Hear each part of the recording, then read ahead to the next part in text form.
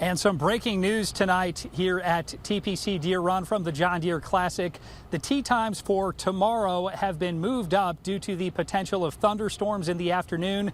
They're going to get the tee time started at around 7:45 tomorrow morning. The final tee times will be around 10 o'clock.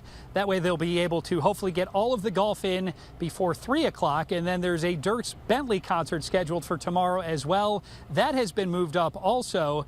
It's scheduled now to begin at 3:45, weather permitting. Hopefully they'll be able to get in all of the golf and the concert as well. Reporting live from TPC Deer Run at the John Deere Classic, I'm Joey Dania, KWQC TV6 News.